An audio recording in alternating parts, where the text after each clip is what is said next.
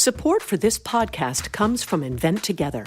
I bet you didn't know that inventing activity by Black inventors peaked in 1899, and it has never recovered.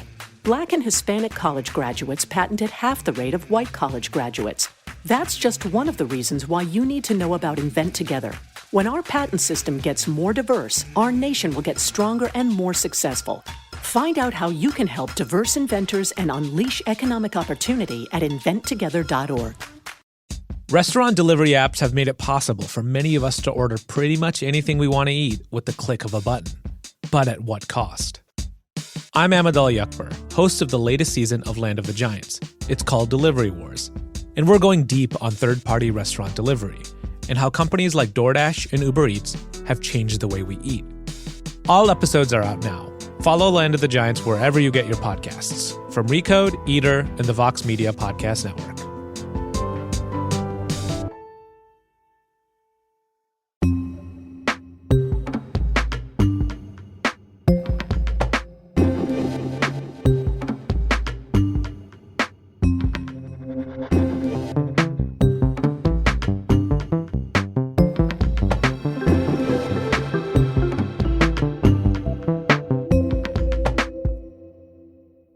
Last month, Derek Chauvin was handed a historic sentence for killing George Floyd, 22 and a half years in prison. It was a rare example of consequences for a crime committed by a police officer captured on camera. But Chauvin's sentencing is the exception, not the rule. And this journey the United States is on to reform its police departments and policies still feels very far from over.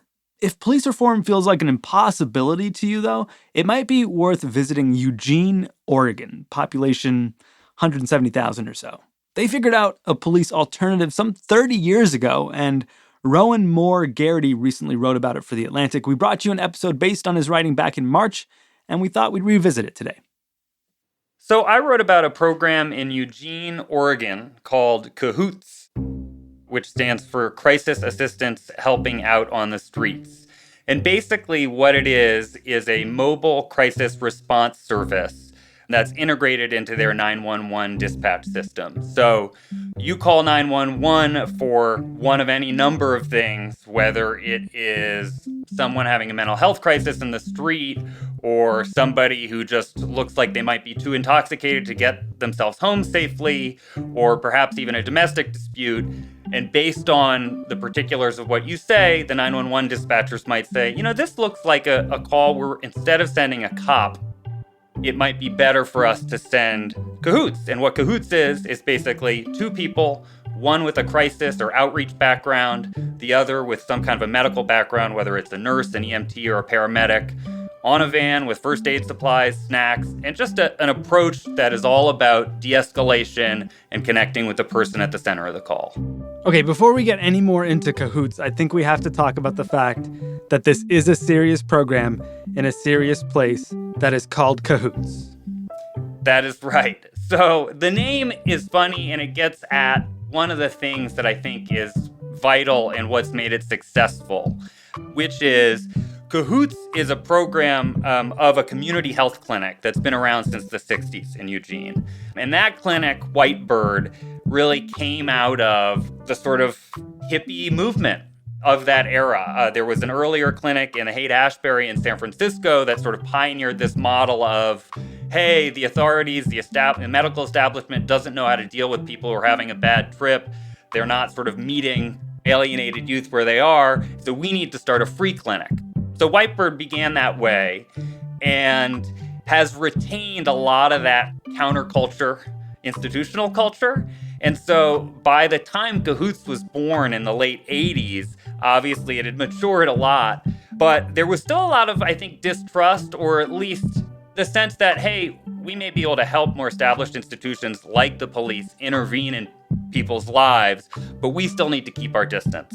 And so the name CAHOOTS was actually a joke, kind of like, hey, wink, yes, it's really us, and we're really collaborating with the cops. I mean, kudos to them, because it still hits decades later. Jumping from the 80s to now, what does this program look like in the 2020s? So today, you would think that the CAHOOTS vans look and feel something like a kind of a lower tech ambulance. They carry first aid supplies, they carry snacks, and basically they drive around town. It's two people, one person with a medical background, whether it's an EMT or a nurse, and one person with a sort of street outreach or crisis intervention, mental health type background. And those people basically tag team on every call. It could be someone who got out of the hospital with very bad burns, and now 10 days have gone by and they haven't had their bandages changed because they're living in a rainy climate in a tent. And it's hard for them to get back to the hospital or to the burn care clinic. It might be somebody whose 13-year-old is cutting their wrists and they're not really sure what's going on. It could be someone with schizophrenia in the midst of a full-blown psychotic episode. It could be a death notification. It could be really any number of things. And so it's a good way to both appreciate the variety of things we call on the police to do, and also when you see someone with a very different skill set approach those same tasks, just how different those calls look from the ones that make the news. And you got to witness this firsthand back in August when you went for what, a ride-along in a Cahoots car? Yeah, so I followed Cahoots on two shifts, one overnight and one during the day.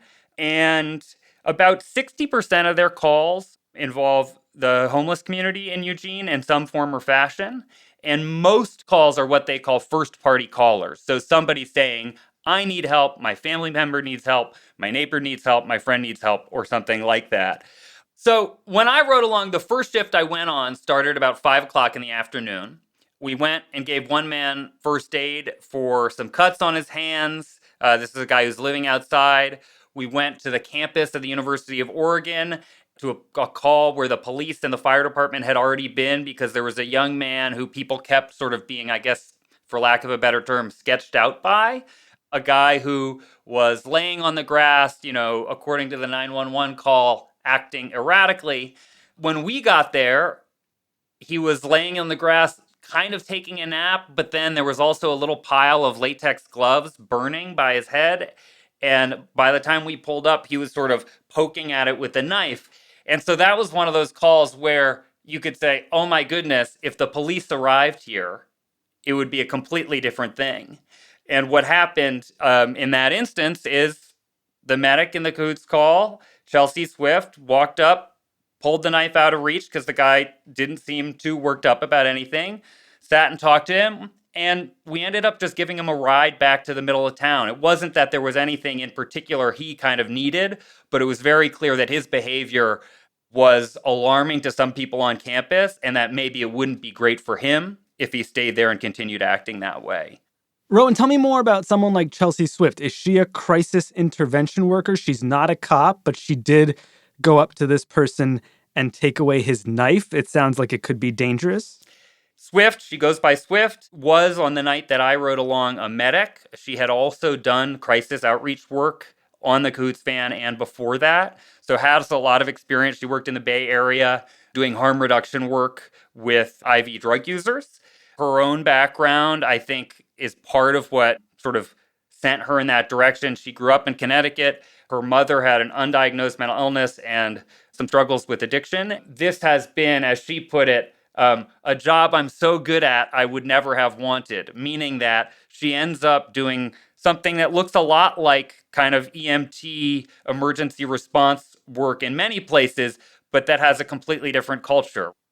The policies are very clear that if there's any possibility of violence, if there's anything, that seems dangerous about the call, now those are subjective terms, but if there's anything that seems dangerous about the call, then that is a police call. It's not a Cahoots call, or possibly it's a Cahoots call once the police are through.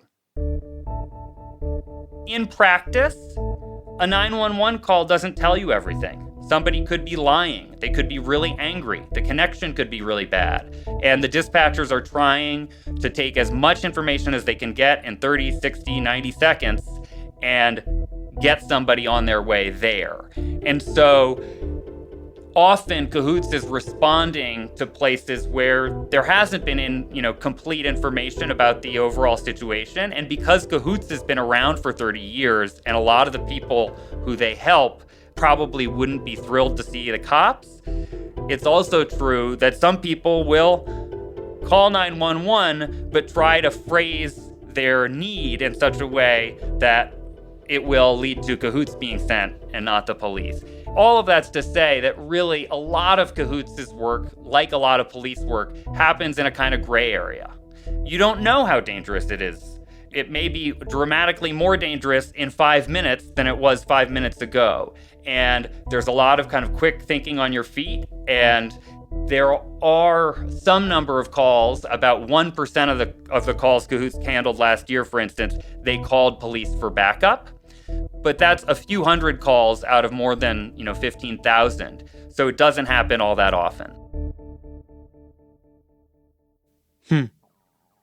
Yeah, I was curious, actually, how much of 911's calls are being diverged from police to cahoots. So there are a few reasons that's really tricky. If you just look at the raw data, how many calls come into the 911 center, right? Or how many calls get dispatched in the city of Eugene by police dispatchers, and how many calls is cahoots handling? The number is around 17%, or just shy of 1 out of every 5 911 calls. Okay. But if you ask the police, okay, so did cahoots divert 17% of your police calls? That sounds really impressive. They'll say, whoa, don't get carried away. A lot of those things wouldn't be police calls. And I think there's some truth to that. So for instance, one of the most common requests that cahoots gets is transport. People who are living on the street in Eugene who badly need to get to a medical appointment. Cahoots can do that. The police aren't just going to throw you in the back of their cruiser and then take you to your friend's house, right? Yeah. So there is some truth to that not every call that comes in via 911 is truly a police call. It sounds a little bit like a program that you could take advantage of if you were, say, intoxicated, but maybe feeling a little frugal and didn't want to call an Uber or a Lyft or a taxi. Could you just call cahoots and get a ride home? Yes, you could. I don't think that in reality that's the way it has worked in Eugene, because response times are long. Unless you are really in the midst of an ongoing emergency, they're not likely to get to you in less than an hour. So the rest of us have a question to ask, which is, what is a 911 system for? On one level, the fact that cahoots exists in Eugene and you could call them, if you're really drunk and just need a ride home, suggests there is some mission creep that's possible. But on another level, it suggests, wow, we have this 911 system that in most places can only send you police or the fire department. But we have a lot of what one cahoots employee I spoke to called emergencies of need, particularly in the case of Eugene with people who are homeless, where there are emergencies that the police department may not be able to solve and that the fire department may not be the best response for. And Eugene is a place where we have given people a way to voice those as emergencies and get a response to that on some kind of emergency basis. And we don't really have a good sense of, is that something that really should be in our 911 system in other places, or shouldn't it be? My view is it really should be somehow, because you see in so many different places, the cops do end up getting called and the cops do end up showing up. And when they do show up, it doesn't really seem like they're always the right people for the job. Cahoots sounds super functional, but police alternatives are pretty controversial elsewhere. Do people dunk on cahoots? Does it have detractors in Eugene? In Eugene, it's actually remarkable. It's very hard to find anybody who wants to say anything bad about cahoots. Really? For the most part, people like it. They rely on it or know people who have relied on it at the very least. Or perhaps if you're a business owner downtown, you've relied on it by sort of getting somebody else help or something like that. But I'd say the number one drawback is people feel like it's a resource that there should be more of.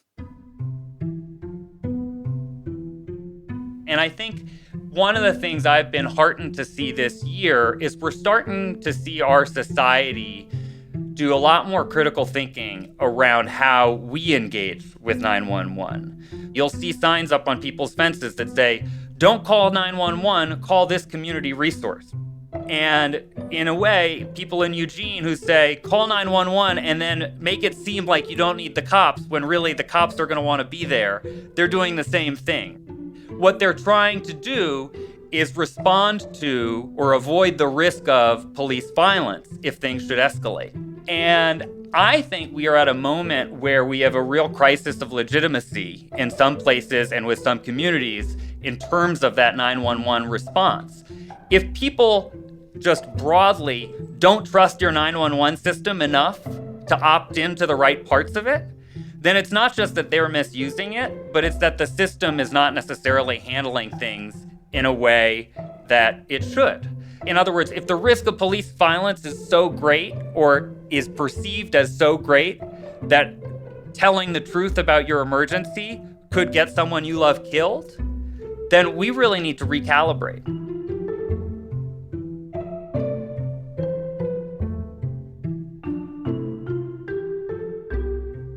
More with Rowan in a minute. I'm Sean Rameswaram. It's Today Explained.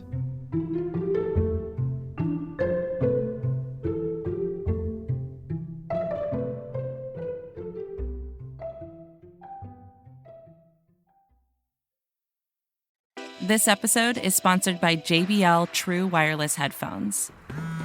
I'll call you back later, okay? About to go for a run. Whew. Here's what I love about my JBL True Wireless Headphones. I can go from a call with my mom to music that powers my workout. It's all with these stylish earbuds that come in a range of colors and fits.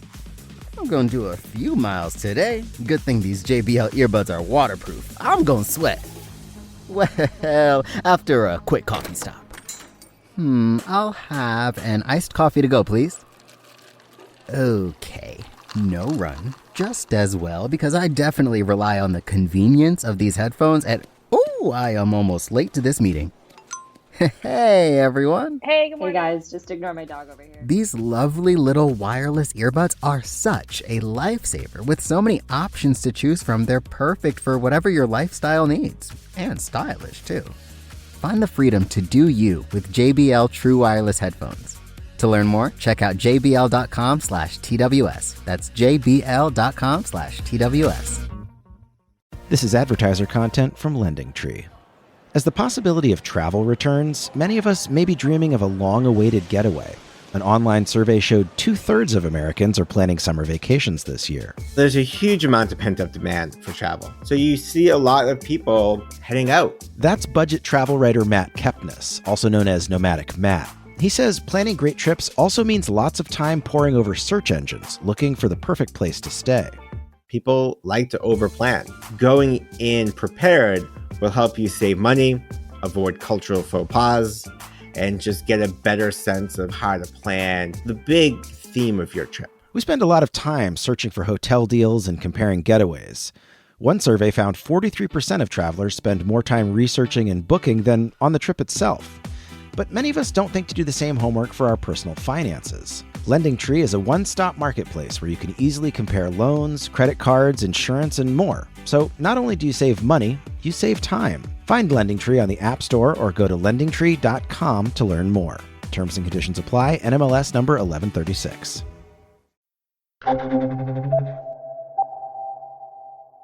Rowan, I asked you how people felt about cahoots and whether there were drawbacks to the system, and you said it was pretty much widely approved of and praised. How do the police in Eugene, Oregon feel about cahoots? The mayor of Eugene said to me, until this whole defund the police movement, I don't think the police ever sort of thought of it as competition. I'm paraphrasing here. She said, I think they thought of it as very good service for a very low price. And I think over 30 years working together, the police and cahoots have developed a really good basis for collaboration where, from the police point of view, cahoots is someone who can show up and instead of your only tool being, okay, well, I can drop you off at the emergency room or I can arrest you and take you to the city jail, now you can call somebody who can both take over from there so you can go get onto other things. And they can also say, hey, do you need a place to stay tonight? Are you seeing any mental health counselors? And I think that's a resource that the police have really come to rely on. Did you talk to any police officers about the program? I did. I walked with an officer who sort of patrols a downtown area in Eugene on foot and deals with a lot of the same population of people experiencing homelessness there. And she sort of, I think, calls cahoots on an almost daily basis on behalf of the people that she runs across, because they're able to help in ways that she just can or may not have time for or would rather not deal with sometimes.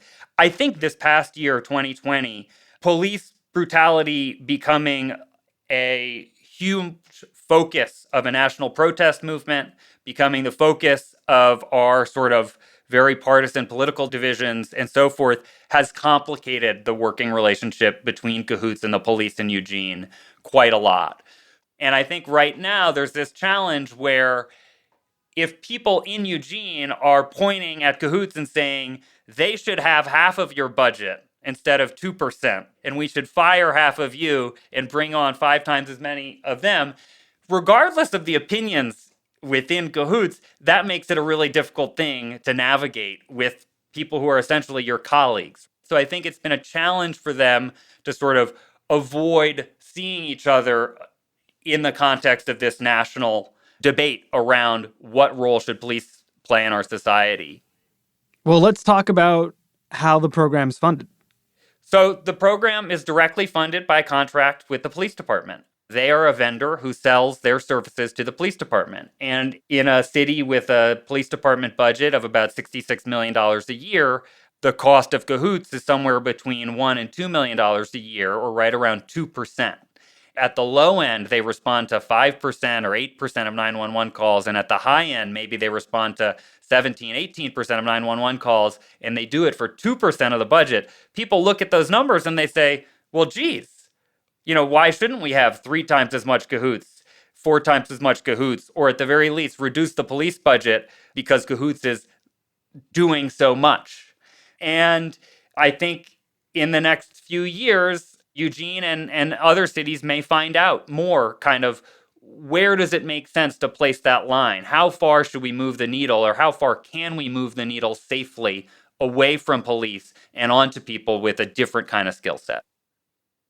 Are there other cities that have programs like this and that have had similar levels of success as cahoots?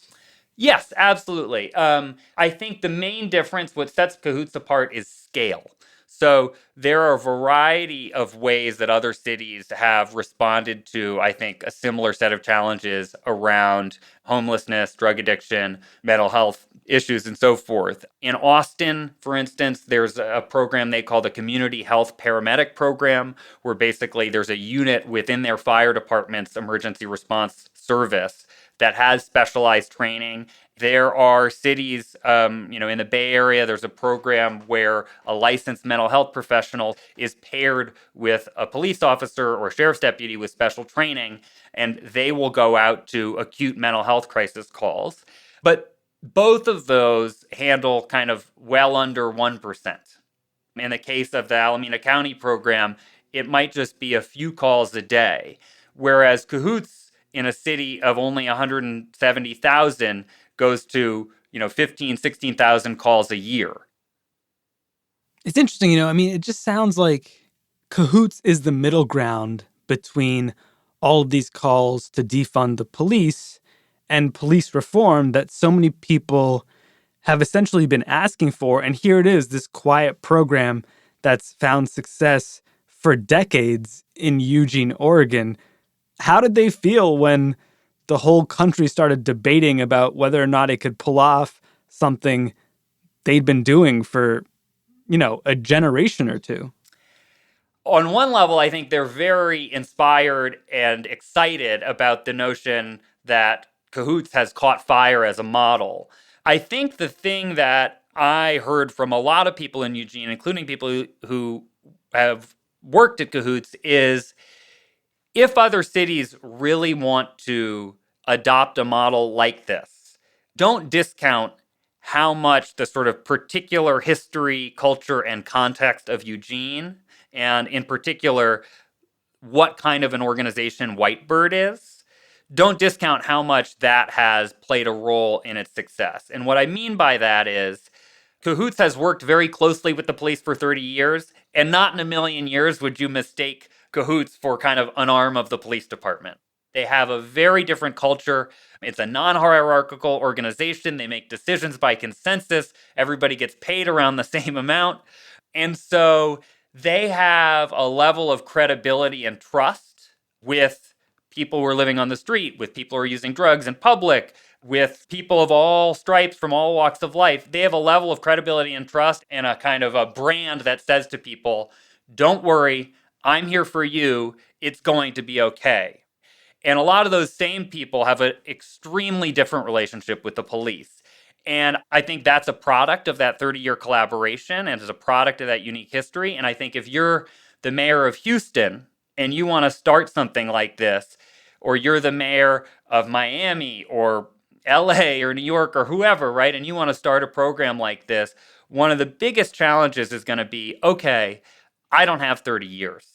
I don't have a Whitebird free clinic that everybody already knows. It sounds like hard work. Is that why more cities haven't been able to pull it off? I don't think all that many cities have tried. And I don't mean to diminish efforts by a lot of smart people in a lot of places to find a more humane way to respond to different kinds of emergencies. But we really have not glimpsed a kind of different paradigm in this country. I mean, the fact that it only exists in Eugene is still telling. You know, when you see Cahoots approach a young man laying on the grass with a knife, and you imagine the way that the police might have reacted in that same situation. Now, I didn't say would have reacted or all police might have reacted, right? But nevertheless, when you see Cahoots approach somebody in that situation, it was mind-blowing to me. And it kind of felt like, oh my gosh, like, you mean there is another way?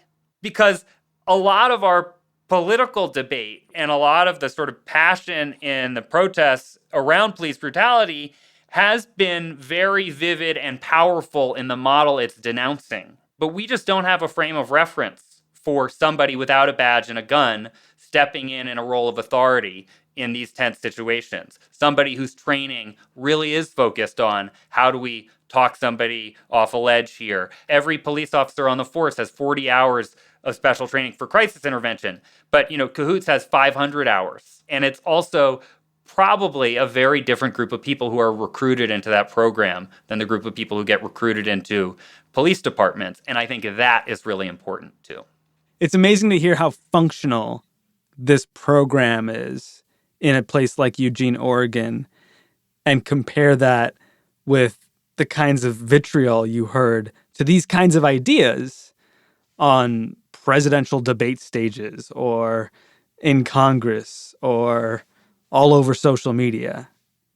The reality of considering alternate emergency services isn't quite as radical as it might seem.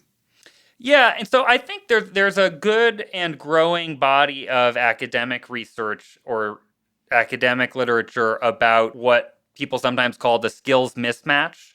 In other words, police officers are hired to do one narrow crime-fighting oriented job, and then they get into their squad car or start to patrol their beat, and all of a sudden, the job the community needs them to do requires them not to just be an investigator or a crime fighter, but also a grief counselor, right, if they're doing death notifications, but also a social worker if they're mediating between, you know, members of a family and, you know, there's the possibility of domestic violence. Also a substance abuse counselor if they're dealing with somebody who is dealing with substance use disorder in some way or another. Also a mental health counselor, right? So the police have all these different hats that they do, in fact, need to try and wear in the course of doing their jobs. And in most places, it's not what they were hired for, it's not what they were trained for, and it's not what they ever thought of their job as being. And so then you see the collateral damage everywhere. I mean, of course, this is all happening in the context of an intensely racist society that is still working through that in all kinds of institutions, not just in police departments. So When you start from the perspective of, hey, what are the emergencies in our community and what kinds of people would be well placed to respond to each of those emergencies, you probably wouldn't arrive at, okay, it's either the police department or the fire department. But because when 911 systems started out and it was, okay, police or fire, and all of this stuff, all of the sort of challenges of city living, right, has been layered on top of it. We still just have police or fire. So when you start from that place of what do we need these people to do, I think you'd get to a very different emergency response system than the one we have now. And I think Cahoots is powerful because it's one of the few real world examples we have of what that looks like in an American city.